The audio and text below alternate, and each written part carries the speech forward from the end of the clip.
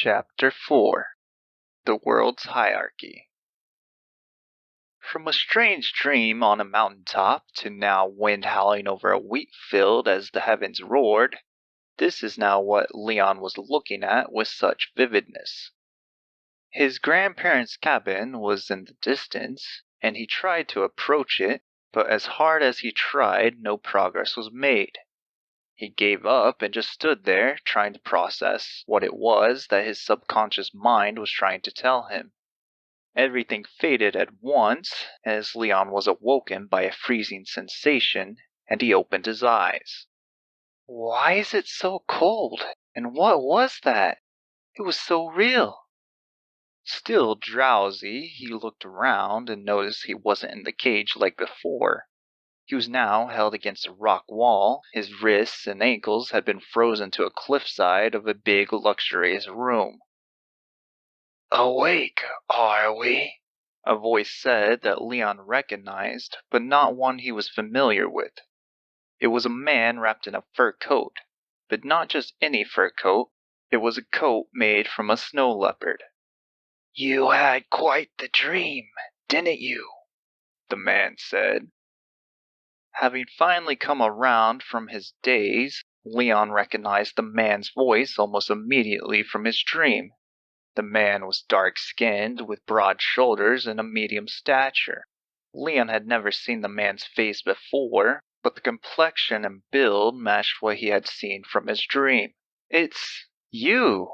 You're—" He'd realized he didn't know the man's name. "You don't have to know my name. Nor do you have to know why it is I do what I do. You may refer to me as anything you wish. The most popular name I've gathered is the Frozen King. You see, I have a quota to keep just like everyone else. I have people I need to protect, you not being one of them. Therefore, I need you to remember what happened to you when you died, or well, I can't get the maximum amount for you to put towards the quota. Wasting precious resources on you isn't in my interest either," the king said as he paced back and forth a while before sitting in the nearby chair. "What could you possibly be so afraid of that you're willing to kill innocent people for?" "People? Ah, yes," the Frozen King said. "You mean the drainers. They're nothing more than resources, just like anything you may think of in your past life. Cattle, sheep, they are to me and mine.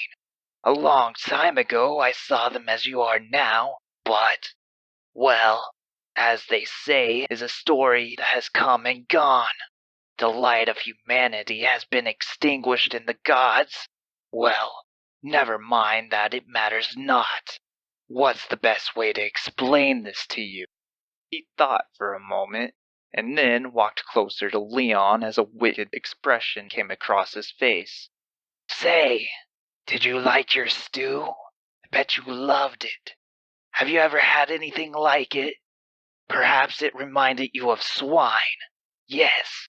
The king smiled, but seemed crestfallen at the same time. It seemed like there was an internal struggle going on, one which Leon couldn't understand. "You know, I would never have tried it before, but then I was forced to stay alive even a bit longer. I left out this bit from the dream I showed you. The dream was only a memory of mine. You remembered it all, yes? The mountain and the leopards?" Reluctantly, Leon agreed, though unsure as how he would have been able to show him that. "And what do you think happened, Leon? After I found no way out, that is." "I don't—" He was cut off. "When I ran out of food, the first thing I tried was eating leopards, and that sustained me for a time. But it was making me sick. The leopards were diseased with what I do not know. I didn't have firewood, so I burned what supplies I had that would burn to keep me warm. I was starving and freezing. I couldn't help but do it, and so I did it. I ate him." "You ate him?" "Yes. I ate John to preserve my own being, hoping to last even a bit longer until rescue came. I ate him for as long as I could. I eventually ran out of stuff to burn to keep warm. Next, I ran out of gas for the little stove I had packed and could no longer cook. His body was completely frozen at this point, and so then I froze to death myself and ended up here. Leon choked and gagged, as now he knew exactly what was in the stew the night before. It was the man that had been friendly to him as he awoken. It was Trito. Are you kidding me? I can perhaps understand given the circumstances you were in, but even now? You don't know anything about this world. Do you really think it's just us? We do what we must to survive. My king, the man beside him said, it's a hard-luck speech of Shawshanks. We all know what you and the people have been through. Do not let this man tamper with your resolve. You are quite right. Perform the memory reclamation immediately, he said before taking his leave. Leon tried to break free, however, his frozen cuffs would not budge no matter how much force he put into it, or which way he swayed. Do not worry, said the mysterious man, his face wrapped in cloth and wearing clothes that made him look like a desert nomad. It will all be over soon. The man unwrapped his hand. Scarred and mangled, he brought it towards Leon and placed it across his face. All Leon saw was a bright light. Part 2. Flashes of violent images went through Leon's mind like a violent tsunami, until finally it stopped. Everything rushed back to him. He remembered the feeling just before he found himself falling through the sky, just before he had died. Everything made sense to him at that point. The numbness he felt, it wasn't from being tired or even sick. It was from being shocked, or in this case, electrocuted. He had been struck by lightning, fell over, blacked out, and died in that stormy flooded trench. His eyes opened, and the man removed his scarred hand from Leon's face. It's done, my king, the man said. What seemed like an instant to Leon had to have been longer. How much longer, he didn't know. But the frozen king was much further away than when he had first seen that bright light.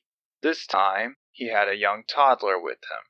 Excellent, he replied. There, the king said, soothing the child.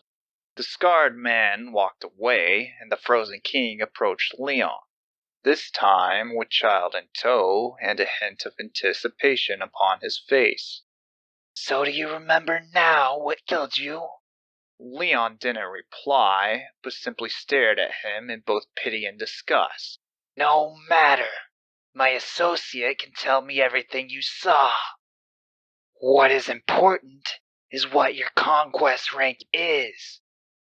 The king, still holding the child with one arm, used his other to grab Leon's hand with a terrifyingly icy grip. One of the frozen cuffs loosened on his arm, just enough to where the king could turn it palm side up to get a good look at his forearm. The cuff then tightened its frozen grip upon him once more so that the conquest could be seen. In the process of doing so, Leon was able to get a good look at the king's forearm as well. Leon looked and saw something that looked like an upside-down V. The king was a lambda 5. My. It seems you're a rare case indeed, my young trainer. Dane, come here, the king said, speaking to the man with the scars. What did you see? What killed this young man? Well, it seems to me our young guest was struck by lightning. I see. He must have a strong conquest affinity to be starting at this rank. Rare indeed. Leon looked down and saw that his wrist was now tattooed with a strange circle and a 1. Rare? At that moment, Krista appeared around the corner. Hello, my child. I couldn't help but overhear you, Papa, Krista replied. You said if I helped bring in another good conquest, that I could have it for myself. I did say that, my dear Krista, but unfortunately, this one I cannot give you. This one, well, Leon has to be turned over, and he will gain us reprieve from our quota for at least a few years. The cheerful look on Krista's face turned to pure malevolence. Was this really the same girl that Leon had stared up at in the cabin? Even if that was an act, this was the face of a completely different person. You told me I could have the next. You told me it was mine. So let me gut this fucking drainer and add his body to the pile of dead, rotting corpses that are used for food. This startled the young child, and he began to cry. The air around them suddenly became frosted. Nay, the atmosphere itself began to change, and snow began to fall from the sky. This would be very strange for someone to see, as the falling snow was from above the boiling lava pits, and the volcanic mountain was a part of the room to which Leon was chained. One could only describe it as looking like volcanic ash falling from the sky after a violent eruption. The Frozen King simply looked toward the girl and said a few words. Know your place and leave. This caused the girl's expression to change from malevolence to fear. She did as she was told without another word. There, it'll be okay, the king said to the young child. You're going to become strong like Daddy, aren't you? Maybe even stronger still. The skies started to clear, and the young boy stopped crying and smiled. Dane, contact the collector. It seems, boy, you are a Theta 1. Part 3. Leon was moved off the side of the rough volcanic mountain. Still, upon new revelations of his conquest, he was also placed in impervious manacles. He was led out of the chamber and down a vast hallway. On his way outside, he was led through a magnificent hall, which seemed to be where people would come to gather, though, from the look of things, it hadn't been used in quite some time. From there, he was led outside. The manacles were left on him as he was tossed back into the same cell where he had met Tritho. The others were still there, though it was quieter this time without Tritho around to talk to. Leon had tried to speak with some of the others in the cell, but they said little to nothing.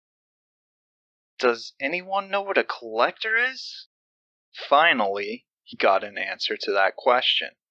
However, the answer came from Vance, who had been placed to guard the cell as an extra precaution. Vance replied with one word in a stoic tone. Death. Leon was left to ponder just what Vance had meant. He didn't want to have a discussion with someone who had tricked him into the situation he now faced. As he waited for what was to come, he was given again some of that stew, but he dared not eat it after learning what it contained. He couldn't bring himself to tell the others of it. Most of them looked like it took all they had just to pick up the spoon while on the verge of starvation. He did eat the bread and drink the water that came with it. It wasn't much, but at least it was something. More time had passed, and Vance had gone to talk with a few of the other guards and the Frozen King. He came back and finally spoke to Leon, who was trying to figure out some way to get out of this, but couldn't come up with anything. Listen, Leon. It was the first time that Vance had called him by his name instead of kid since their introduction. What you're going to see? What you're going to experience? Well, he paused for a moment and looked disappointed. I'm sorry it has to be this way. Leon was more confused than ever. If Vance was sorry, then why was he doing this? What was making Vance do this? What could possibly be going on in this world? Help us escape, Leon said to Vance. Vance looked at Leon with a somber expression. I can't, kid. My responsibility is to look out for the people here. There are things out of my control. Hell, they're out of humanity's control. You'll understand soon enough, even if it breaks you as has happened to so many others. Part 4. After a few days of waiting, at last, the gate where the buyer came from before slaying the nice old man Tritho opened once more. Though, eventually, what came through the gate was anything but what the boy was expecting. When the Frozen King approached the gate, something strange happened. When the gate opened, both the king and what Leon had found out was his closest advisor, Dane, the man with the scars, were both kneeling before the gate. This seemed like an odd occurrence. Why was the king kneeling? The answer to that question was what came through the gate. This time, what came through was not a man.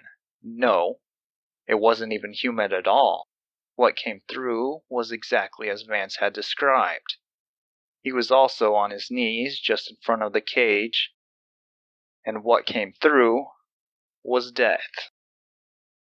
Part 5. Leon dropped to his knees, not to try and please the creature, but because he felt fear and defeat.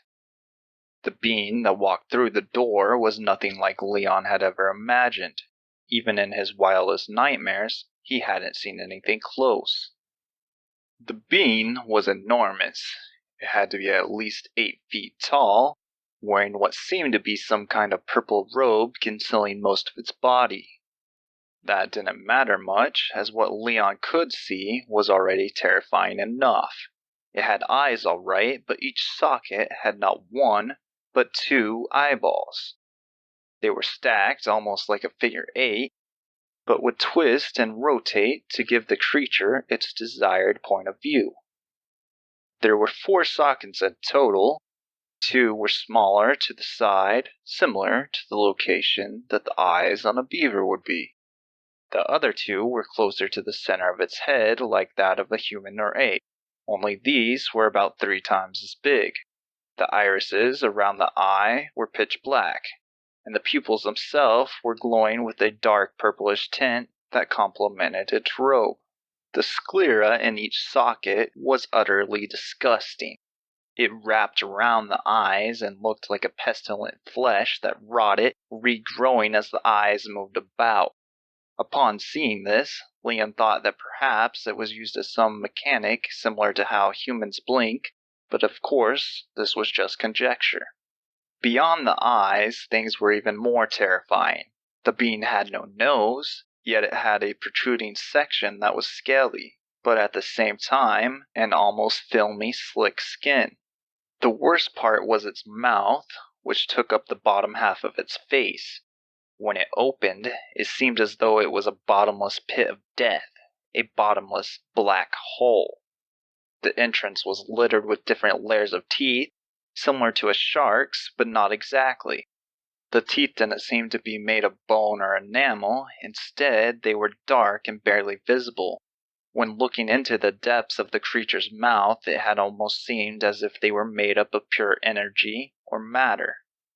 The rest of the being's body that wasn't hidden under the robe was its hands. They were similar to a human's, with a few stark differences. They contained 13 fingers each, and each arm had 5 scaly-fingered hands made of the same looking material as on its face. They also had a more durable hand on top, and it had 8 additional fingers. Slowly, as if the creature was enjoying looking at the king and his subjects on their knees, it began to approach the Frozen King. "Stand!" it said with an almost growling tone. "Why hast thou summoned me?" The Frozen King and the subjects stood. They got on their feet while Leon remained on his knees. The king spoke in a respectful tone. "O great being, I have summoned you here to bring reprieve to my people. And what hast thou to give in return?" the creature demanded immediately. "If thou hast summoned me here with no intention of providing fully sufficient to trade. I shall take whomever I deem necessary and be on my way. My subjects came across a high-quality conquest. With your benevolence, I would only ask you for 5 years of reprieve, the king said with his head still bowed.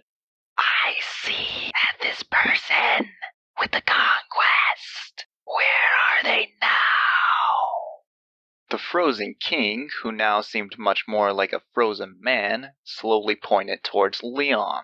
The king wasn't necessarily scared or frightened to the point of shaking. No, it seemed he was more afraid to offend the creature that was in front of him more than anything. In an instant, the monstrous creature moved with the utmost speed towards the cage and stopped just before reaching it. This one, I see. No, I feel it. Very well. You shall have your reprieve. 2 years, not 5. It said as it continued to look at Leon with such delight. Sure, that's not. Dane started to argue about the 3 years difference, but the frozen king cut him off with a cold, solemn glare. Thank you, the king said to the monster. Thank you for your generosity. Vance, get the boy out. Vance, who was a big man himself, looked almost minuscule next to the creature. Vance opened the gate and moved to grab Leon, who had still been cuffed. Sorry, kid. Bring him this way. Vance grabbed Leon and helped him up before leading him over to the gate. Best do as they say, Leon, Vance whispered. You saw how fast it can move, and it's just as incredible, if not more so in terms of strength. Why don't you fight back? Leon asked Vance, with the creature now a few meters ahead. Surely, with everyone here, you guys could take it down. I've felt the aura of the Frozen King's power, and I've seen your strength firsthand. So why not fight together and avoid this subservient way of living? Vance said nothing and only gave a somber expression. They arrived at the gate where a strange-looking carriage, pulled by not horses, but humans, awaited them. Get in, the creature growled. Vance led Leon inside the back of the carriage while the creature went over to speak with the Frozen King about something. Vance looked at Leon and saw the despair in his eyes as he was chaining him down near the sidebar window. You don't understand, kid. You just got here. This fight hasn't been going on for a few years, not even a few centuries. It's lasted for millenniums. And we tried to fight back, but in the end, we lost. Our universe lost. The universe? Leon didn't understand what he meant by that. Let's just say, kid, we could probably take this guy down. Sure, even I could probably take him down. Not without difficulty, but it's still possible.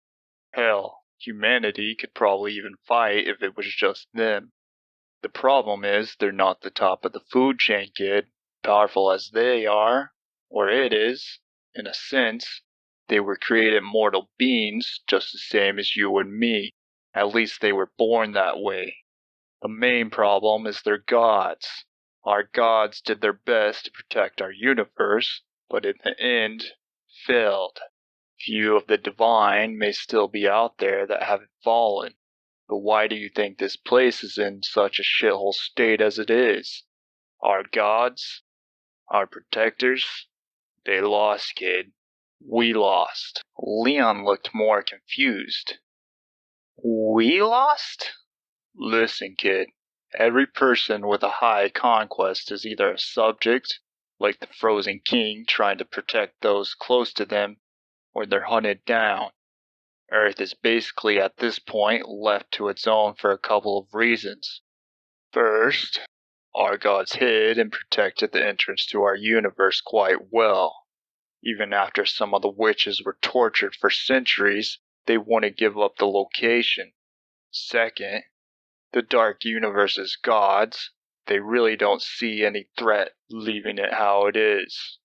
Earth still functions to produce conquest users for the pleasure of those belonging to the Dark Universe. They don't currently have an invested interest in finding the entrance. For now. But that only continues to be true if we keep them happy. People here are even used for a small profit between humans, as you saw with Tritho earlier. No, we trade resources to help out our own as much as possible in this shithole of a world we now call home.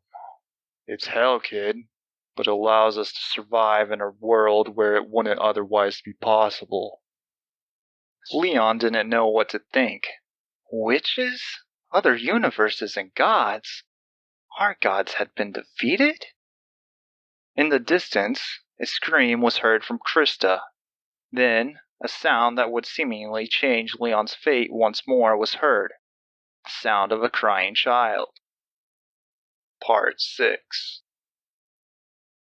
During the time that Vance was talking to Leon in the carriage, a discussion had occurred. By asking a single question, the Frozen King had made a terrible misjudgment, one that would lead to a totally different outcome than the king had initially planned for. Is there anything I can do before you leave? The king asked. The creature pondered for just a moment before realizing it wanted something for the road ahead. There is something you can do. You can bring me something to eat. The king knew what this meant. The creatures were born for a purpose. The purpose was to help take over our universe. The Hydronic universe, as it was called. The other gods knew the weakness of all creatures, and that weakness was sustenance. Any living creature would do almost whatever it could to get its next meal. What better army could you create than an army that feeds off the living of your enemy? Certainly. We have many selections in our cages. Take your pick. The creature went over to the cages and slowly gazed through the holding cells. The beast wasn't satisfied at all by the selections. These are not suitable meals. These are frail, pathetic souls, and most of them are ragged. It was true. Though these prisoners may have once been youthful and vibrant, at this point, most of them were near a state of death. No, I think I will have something else. The creature looked around fiercely and finally saw Krista. I will have this one. Krista looked at the beast in horror. Papa! All the king did was cringe and watch as the creature moved swiftly over to her and took hold. It picked her up by the waist and looked at her with its devilish eyes and teeth. Krista continued to scream and struggle. Her eyes were teary and fearful within the creature's grasp. The beast lifted her head and its mouth, and then suddenly, right as it was about to devour her, it heard something. The creature dropped her, and she lay there frozen, shaking in a puddle of her own urine. The beast had heard the cries of the king's son. Fear? The creature said in a passionate frenzy. What a rarity! You didn't tell me you had a child here. The beast looked frantic and gleeful, with its mouth open, its teeth, if you could call those maliciously looking protrusions teeth, were going in all different directions. Its saliva, or what seemed to be the equivalent, dropped out of its mouth, steaming and bubbling where it laid. It was much thicker than normal saliva and similar to a slimy goop, closer to a boiling pudding. The creature looked around with haste until it pinpointed the sound of the child. One of the king's nurses had brought it out to get some fresh air, unaware of what was going on. The creature dashed off toward the king's son. This time, however, the king did not sit idly by. The king moved with a devilish speed of his own and had gotten in front of the creature. I'm sorry, the king said calmly. The child is not an option. The creature looked at him in disbelief. Just what do you mean, not an option? It said as it hissed at him with vitriol. Get out of my way, or far worse will befall you and the whole useless lot of you, snow leopard. I cannot, the king said once more. The terms of our relationship were built on the condition that my child would be spared. It was decreed so in the contract of our subjugation. The creature was now very annoyed, but decided to inquire about what the king was talking about. Very well. Show me this decree, and I may spare the child. Dane, get it, the king ordered. The creature's eyes said it all. He didn't give a damn what anyone had declared previously. The child would be his. Part 7. Dane returned with the decree of their subjugation and began to read it. This decree shall place the snow leopard's kingdom as a vassalage to the true universe's rule. The terms of the agreement are as follows. 1. The snow leopard's kingdom must provide necessary sustenance and tributes as required by the gods of the true universe. 2.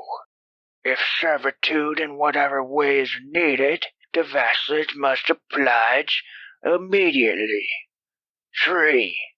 The kingdom must turn over any mighty conquest humans found immediately upon apprehension. 4. They must turn in any found traitors or conspirators against the true universe's rule. And 5. They must give any information about the whereabouts of any remaining false gods to the true universe. In return for the service of their continued loyal patronage, the vassalage will gain 2 distinct benefits. 1. The snow leopard's kingdom will be spared from catastrophic harm. And 2. At the request of the king, his child may be allowed to serve and help the king in the future to continue serve the true universe's needs. Signed, Valentine. The creature moved to Dane and grabbed the flimsy decree made from human skin and blood. He looked it over and started to smile. Not just any smile, no, this was a very insidious smile. I recognize this decree and signature are valid. However, the creature started to say with an even more full grin, the child is rightfully mine. This decree even confirms as much. The king was confused and wasn't sure of what the creature was talking about. Just as he was about to speak, the creature continued. You see, point 1 is in my favor. Must provide necessary sustenance. Point 2 is also in my favor. Whatever way is needed. Finally, for the condition listed on the request, let us read that, shall we? The creature then gave a burst of shrill laughter as it read, At the request of the king, this child may be allowed to serve. The creature put much emphasis on the may and continued to smirk devilishly. So you see, king, the child may be allowed to live. But in this case, I demand that child is needed as sustenance, and therefore it is rightfully mine. The king pulled Dane closer and whispered something in his ear, then looked up and stared in the creature's hideous eyes and said, I could see how you would think that. though, my son is mine, and if you try and take him, you will die. Take my son back to his room, he directed the nurse. The nurse, with haste, turned around and went back into the castle. You foolish creatures never learn. I will take that as a declaration of betrayal, and we will enjoy you all instead. The creature's eyes let off a fierce aura as they stared back at the king. Dane had made his way to Vance with a worried expression. The negotiations have broken down. Vance's facial expression changed from sorrow to someone on high alert. That could only mean... Yes, the collector has asked for one thing the king is unwilling to give. His and his late wife's son.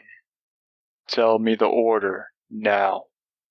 The order is containment. Vance knew what this meant, as it had been discussed in private among the top-ranking officials. So the king really wants to kill this collector and cover it up. That means... Vance paused for a moment and looked at Leon. Yes. He told me he would handle the creature.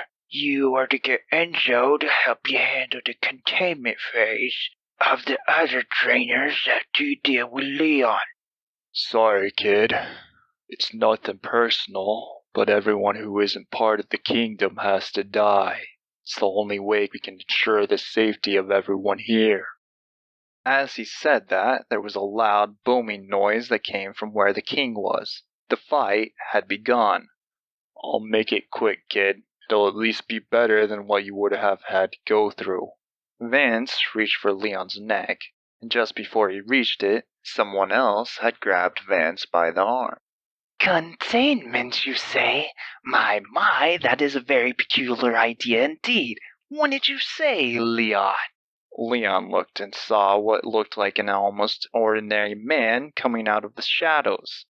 Ordinary, of course, apart from his misty violet eyes. I mean, sure, it is a quite fine idea, don't get me wrong. If they had any idea of our protocols, it might have even worked. Well, not that the knowledge of our protocols would have helped them, but if we didn't have our protocols, then it perhaps would have been successful. Yes, I think they might have succeeded if that were the case. Who in the fuck are you? Vance said as he pulled back his arm. Well, that won't do. I'm going to need you to be quiet while I talk. Like all. Vance started to say something and then suddenly stopped, or was rather unable to continue, now frozen in place. I will answer your one, although rudely asked question as to who I am. You can call me Remy. I'm sure at least you've heard of me. When they heard the name, the color had drained from both Vance and Dane's faces. All the while, Leon just sat there stunned at this peculiar situation. Well, it certainly seems you two know who I am, and that's quite all right. Quite all right indeed. But it seems this Leon boy here doesn't have a clue. No, not a clue. It would just be plain rude to keep this secret to ourselves. I suppose, Leon, that you could call me a true demigod. Demigod? Demigod. Whatever the case, that's not to be confused with your false gods. No, no. You see, I am the son of a true god and a human nonetheless. Oh, the one that most call the Dark Creator. So you see, we're at least a little bit similar than that creature fighting the king over there. What these two may not know, and I don't mind sharing, is the circumstances surrounding my birth. Leon didn't know why this person, demigod or whatever he was, had decided to tell him this. He didn't know if he was that narcissistic or what it was, but he continued to listen. It was really more of an experiment for my father than anything, really. You see, he wanted to see if a human could produce an offspring for him, and to his surprise it worked. My mother, she was beautiful. She had bright red hair, lovely kind eyes, and any time she had cried, oh, how those tears brought out the color in them. She did quite well nursing me, I'm told. After that, she was no longer needed, so my father took her away from me and began to feed me himself. For a few years, he fed me one thing only, to get the taste. The taste for humanity, that is. Of course, I didn't want to, but it was made rather clear that I would eat you humans or die myself. After all, I was a god's son, so I had to eat what they ate. Of course, that meant those delicious human souls made of pure energy, and to tell you the truth, I much preferred the taste of that or the fresh flesh to milk. It's much better, this much I know. Once I learned to absorb souls, oh my god, they are so good. It's like sipping on delicious Indian rice pudding. Just so sweet, so refreshing. The true nectar of the gods, I say. Your gods. Remy said this with no reserve as the look of euphoria continued to pour across his face. The fight's still going on in the background between the king and the collector. So why is Remy sitting here so calmly? Where did this person, or god, or whatever he was, come from?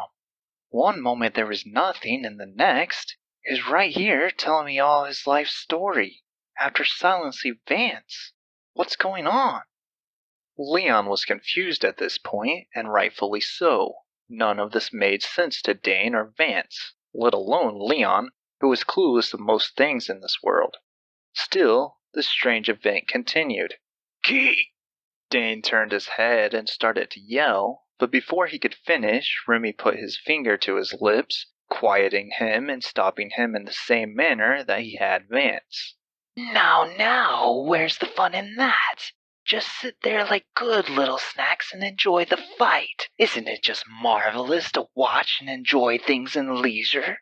A moment later, he asked a peculiar question that caught them all off guard. Would you like some popcorn? He asked this rather seriously, and they all just looked at him in dismay. No, just me. Okay, very well, then no worries. It was at this point he held out his hand and almost seemingly created popcorn out of nothing. You know, you humans don't get a lot of things right, but most will agree that popcorn is a delicious invention. I only know about it from the memories of some humans. After learning about it, I had them teach me how to create it before I devoured them. I must say I think I have perfected it. Anyway, let's all enjoy the fight and proceed from there, shall we? Part 8. To get the whole picture, we must look back about roughly 5 minutes earlier to when the king whispered in Dane's ear. The events that would follow weren't foreseen by any of those involved. Go to Vance. Tell him containment is active. I'll handle things here. With that, Dane began working his way over to the carriage. The king then replied to the creature's claim that the king's son was his by right. I could see how you would think that, though. My son is mine, and if you try and take him, you will die. The creature's eyes let off a fierce aura as they stared back at the king. You foolish creatures never learn. I will take that as a declaration of betrayal, and we will enjoy you all instead. The atmosphere changed almost instantly to that of a frozen tundra.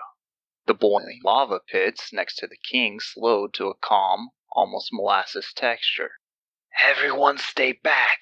I'll handle this, the king declared. With that, the frozen king struck hard and fast, pushing the creature with both of his arms. The beast was knocked back, and its robe had been frozen off where the king had pushed it. All that remained there was something that resembled frostbitten handprints on the creature's skin. The creature hissed and yelled as it tore off the rest of its robe. Its scaly, smaller hands that weren't meant for combat were absorbed into the larger, hardened exterior. The slimy body began to go through an almost instant change. What was once a creature with a softer, slimy surface grew fast into a beast with not only muscle, but an armored exterior to complement its colossal stature. The king attacked again, this time drawing an impervious sword before striking the creature's body. A series of attacks pushed it back, slowly chipping away ever so slightly at its robust exterior. After a few moments, the creature let out a booming sound. Then, out of nowhere, the creature grabbed not one, but two large, double-sided, double-edged halberds from the air itself. What had looked like elbows before now lifted up, and two five-fingered hands appeared. This allowed the creature to wield and handle these monstrous weapons with a frightening level of stability and grace. The king and the being clashed, man versus monster. The king's sword struck the top half of one of the halberds, as the second came fast at the king. He dodged it, just barely being able to keep his own head. Shit! What is this? The king thought, slightly panicked. The creature's assault wasn't done. It slid the first halberd up quickly as the king's blade slid from the top edge of the halberd to the rod, holding both blades together. While guarding with the other halberd, the creature then dropped the top half of the halberd with his upper right hand. The blade swung like a pendulum down as he quickly grabbed it again before thrusting it at the king at full speed. The king launched himself backwards into the opposite side, once again just barely dodging by causing cold steam-like pressure to form around his legs. The creature smiled. "You seem surprised, Your Majesty," it said insidiously. It wasn't wrong. The king knew these creatures were fierce, sure, but he had never seen one of the collectors to be this formidable. "Just what's going on?" the king asked himself. "I am a bit surprised," the king said. "You're weaker than what you first seemed, my dear friend." The creature cackled. "You can put on a brave face for your dear subjects, but you cannot fool me, snow leopard." The king knew not if he could defeat this collector. This wasn't an ordinary collector by any means. A typical collector was more of a businessman than anything else. No, this one was a real fighter. Yet why was he here? For what purpose? "What's taking Vance and Enzo so long?" He glanced towards the carriage to see how things were proceeding over there when he noticed they were standing there frozen. The back of the carriage was now facing the front gate. "Why are Vance and Dane sitting behind Leon? What are they?" Then he noticed. He saw a man sitting there in front, smiling and speaking to them while casually eating what looked like popcorn. He didn't know what the situation was, but he knew it wasn't normal. The man smiled at the king and waved ecstatically. He knew there could only be one explanation for this and why this fight was a lot harder than he had anticipated. He wasn't facing a collector, and that man over there wasn't just a man, but some sort of god. "If that's a god, then what's in front of me now isn't a collector, but a godly guardian." Most of the creatures looked nearly identical. The crucial difference between a guardian and a collector was that the guardians were taught one thing only: how to fight. Part 9. "Damn it all, perhaps I can defeat and take down this damn monster, but how am I going to protect everyone in the process? Beyond that, there's a slim chance in hell I can defeat who I think that is over there. I'm not positive, but it only makes sense given the circumstances that over there is one of the greater beings of the dark universe." The snow leopard's kingdom had lost most of its warriors in the old wars. The formidable few that had survived had left before the subjugation. The king only saw one option. He gave the signal to the men at the guard post. Run! The loud horn was blown by a guard in the watchtower, and a booming echo was heard throughout the kingdom. The people, and even most of the kingdom's guards, had begun to scatter. My, this won't do, Remy said in an almost disappointing tone. There's no fun if this is how things shake out. This just won't do at all. The popcorn he had been eating vanished in the air, and he disappeared into the shadows. In an almost instant, he reappeared in a more central location in regards to the people in the kingdom. He then raised his hand in the air and clasped it, and everyone, within what looked like a 20-feet radius from him, stopped immediately, save for the king. Those few who were outside of that seemingly arbitrary distance were still able to move about and continued their escape. What are you boys doing? Remy said with an unequivocal tone of command. We can't just let our audience disappear like this. They have to watch this wonderful show to the end. With that, more guardians materialized out of nothing and grabbed a hold of those still trying to escape. Two of the guards tried to fight back. One of them was Enzo. A strength that once seemed immeasurable to Leon must have felt like nothing to the guardian that now had a hold of them both. Both of the guards attacked it by putting their full force into the swing of their swords. Both blades broke in half across the guardian's armored exterior. This led it to look at them in annoyance. Without hesitation, the guardian bit one of their heads off and began to chew on it like a gum, not stopping. It held Enzo close to its mouth so that he could hear the sound of the other man's skull cracking, the cartilage snapping with each bite. The torturing of the guard that was still alive, along with the taste of the man's head, had seemed to please it completely.